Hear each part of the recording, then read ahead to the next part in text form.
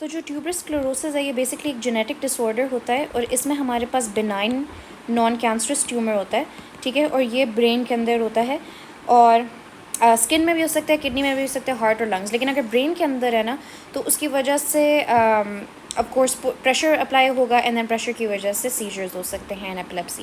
And then what is prion disease, ये हमारे पास एक न्यूरोडेजेनरेटिव डिसऑर्डर होता है।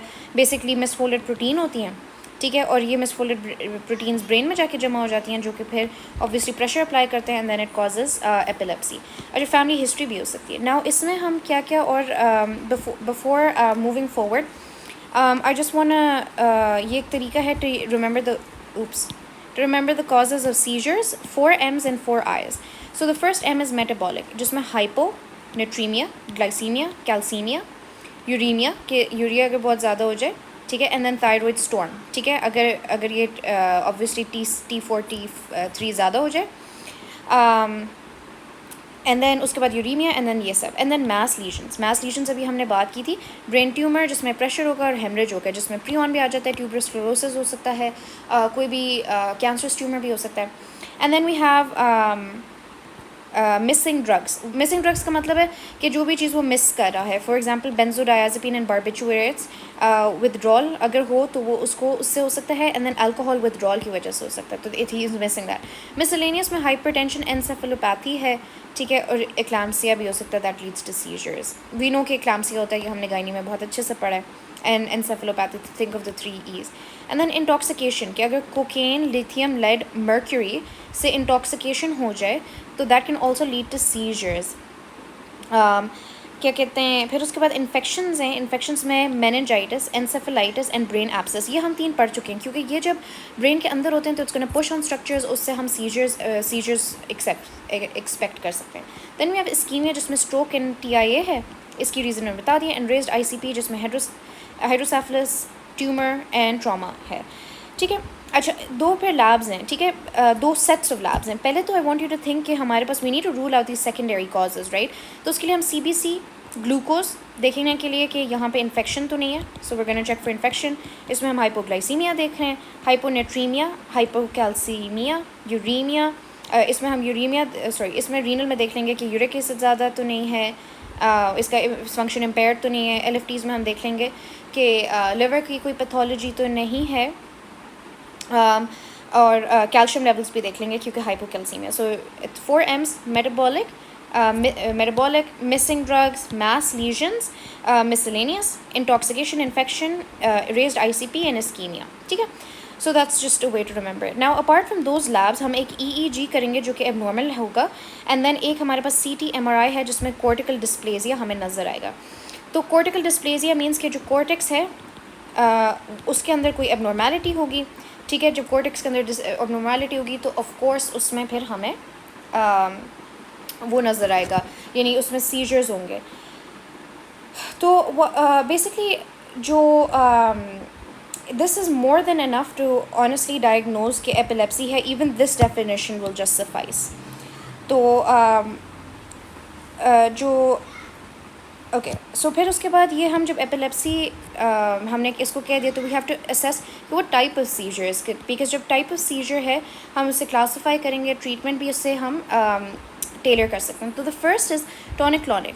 तो 2 फेजेस है ना, टॉनिक एंड क्लॉनिक। तो टॉनिक में हमारे पास क्या होता है कि मसल स्टिफनेस होती है कि एन एक्सटेंशन ऑफ लिम्स हो सकते हैं, यानी पेशेंट इस तरह हो जाएगा।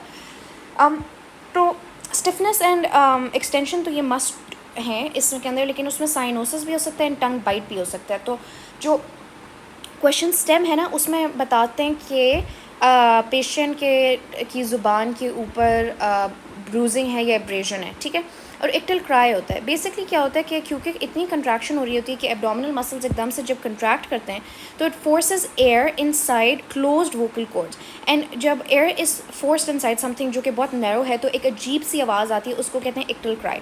तो ये टॉनिक फेज़ में होता है। दैट क्लॉनिक में हमारे पास क्या होता है, जर्की मूवमेंट्स होते हैं, ठीक है। तो पेशेंट अजीब से यहाँ पे स्टिफ हो गया है, फिर उसके बाद हिलना शुरू हो गया, फिर स्टिफ हो गया, फिर एकदम से हिलना शुरू हो गया। तो ये जो जर्की मूवमेंट्स हैं इसमें हमारे पास क्या होता है, यूरिनरी एंड स्टूल इनकॉन्टिनेंस होता है कि इसमें the patient can P themselves, they can accidentally have like they can have an accident, और फिर पोस्ट इक्टल कन्फ्यूजन होती है आफ्टर रेजोल्यूशन के, उसको कन्फ्यूजन होती है. And then we have just myoclonic. So myoclonic clonic का हमें पता है जर्की मूवमेंट्स हैं, एंड मायोक्लॉनिक इसमें हमारे पास it's just there is no tonic phase. तो ये हमारे पास क्या होता है, लेकिन ये how is it different from clonic, क्योंकि this is much faster, much jerkier. So it's irregular, fast, brief, muscle limb jerky movements, lightning fast होते हैं, यानी ये इतनी तेज़ी से हो रहे होते हैं, which makes it different than clonic. अब ये क्यों होता है, ये हमारे पास हाइपॉक्सिक ब्रेन इंजरी की वजह से हो सकता है. तो जब हमारे पास हाइपॉक्सिया हुआ, इस्कीमिया हो रहा है, तो that is why we would have myoclonic seizure, जिसमें फॉर एग्जांपल कार्डियक अरेस्ट है. कार्डियक अरेस्ट में heart is not functioning properly, brain को फिर ऑक्सीजन नहीं मिला, तो फिर हाइपॉक्सिक ब्रेन इंजरी हो गई है. And then we have anoxic brain injury के हमारे पास एनॉक्सिया हो जाता है, यानी no oxygen to the brain. And why could this happen? This could happen due to a multitude of reasons, for example ischemic stroke. इसकी myoclonic की एक स्पेसिफिक टाइप है which is called juvenile myoclonic episodes. तो ये क्या होता है, this is a type, ये मेनली एडोलेसेंस में होता है, ठीक है. और इसमें जो पेशेंट होता है वो नॉर्मल डेवलपमेंटली होता है, उसमें कोई खामी नहीं होती कि ना कोई मसला होता है. लेकिन द थिंग इज़ कि द पेशेंट वो कहेगा कि उसकी हिस्ट्री में ये जो रिस्क फैक्टर्स हैं वो ये हैं कि मॉर्निंग में उसको जनरली होता है आफ्टर इनसफिशेंट स्लीप, कि this patient is not get enough sleep. तो ये एट नाइट, या फिर फॉर एग्जांपल फाइनल एग्जाम्स में वो जाकर पढ़ रहा था, तो this is when they would get juvenile myoclonic seizure. फिर ये फोटो सेंसिटिविटी भी हो सकता है कुछ लोगों में. It can occur after like looking at flashing lights या फ्लिकरिंग लाइट्स, तो कुछ लोगों में ये भी ट्रिगर होता है. लेकिन अगर हम EEG फाइंडिंग्स देखें तो हमारे पास जनरलाइज्ड होता है, ठीक है. पॉली स्पाइक्स एंड वेव्स होते हैं, तो हमारे पास poly means multiple spikes and waves, तो ये स्पाइक्स एंड वेव्स हो जाएंगी. स्पाइक्स एंड वेव्स जनरलाइज्ड होते हैं, यानी हमारे पास दोनों हैं, पूरे ब्रेन में नज़र आ रही होती हैं. And 3 to 5.5 hertz. Atonic very easy, ये बेसिकली हमारे पास होता है brief episode of loss of consciousness, कि एटोनिया हो जाता है, मीन्स एब्सेंस ऑफ टोन, यानी बंदा गिर जाता है, ठीक है, sudden collapse to the floor, और द हेड ड्रूप्स, एकदम से सर जैसे नीचे हो गया बंदे का, या फिर वो बंदा ही पूरा गिर गया. And then we have absent seizures. Absent seizures are non motor seizures, ठीक है, क्योंकि इसमें जर्की मूवमेंट्स नहीं हो रही थी, इसमें बस स्टेयरिंग ब्लैंक एक्सप्रेशन होता है, रिपेटिटिव स्मॉल मूवमेंट होती है, ठीक है, जिसमें आई ब्लिंकिंग हो सकती है, हेड नॉडिंग हो सकता है, बट देर नॉट पर्पसफुल. लेकिन there is no post confusion, ठीक है, पोस्ट सीजर कन्फ्यूजन नहीं होती. Patient will just snap back into reality.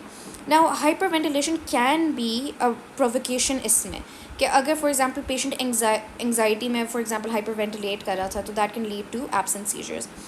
अच्छा, type of absent seizure is childhood absent seizures, जिसमें नॉर्मल वही डेवलपमेंटल है वो है, लेकिन इट रिजॉल्व बाय एडोलेसेंस. तो यूजुअली हमें यंग एडल्ट्स में नहीं नज़र आ रहा होता है. इसमें जो EEG है ये भी 3 हर्ट्ज़, इसमें 3 to 5.5 था. Generalised spike and wave complex है, तो इसमें पॉली स्पाइक्स थे, एंड इसमें सिर्फ जनरलाइज स्पाइक्स हैं. इसकी जो फर्स्ट लाइन मैनेजमेंट है एब्सेंट सीजर्स की, दैट इज़ ऑलवेज ईथोसक्सामाइड. नाउ फिर हमने जब ये सब कर लिया है, हमने फिगर आउट कर लिया है कि टाइप ऑफ सीजर क्या है, तो हमने ऑनसेट ऑफ सीजर एक्टिविटी देखना है कि बेसिकली ब्रेन के किस रीजन में हो रहा है. अगर ब्रेन में दोनों साइड्स पर इज़ इट बायलैटरल, या ये ऐसा है कि ब्रेन के किसी फोकल एरिया में हो रहा है, ठीक है. तो हम ये कैसे डिटर्मिन कर सकते हैं, एक फिजिकल एग्जामिनेशन से और EEG से. तो पहले हम जनरलाइज देख लेते हैं कि जनरलाइज्ड हमें किस में नज़र आता है, और फिर हम देख लेते हैं कि हमें फोकल किस में नज़र आता है. तो अगर हम जनरलाइज पे पहले बात करें, तो जनरलाइज एक तो how would we see it by the physical examination, जो ग्रीन में लिखा हुआ है, जनरलाइज बॉडी जर्की मूवमेंट्स हैं, कि बॉडी जर्क करी होती है एबनॉर्मली, ठीक है. या फिर एब्सेंट सीजर है, क्योंकि हमने अभी भी एब्सेंट सीजर में क्या कहा था कि generalise spike and wave pattern है, तो it can be absent seizure और जनरलाइज बॉडी जर्की मूवमेंट्स हैं. तो it's not just a specific limb or part of the body, it's the entire body. And EEG shows abnormal bilateral simultaneous electrical activity, के दोनों sides पर साथ साथ में abnormal activity होती है, और इसमें loss of consciousness भी हो सकती है.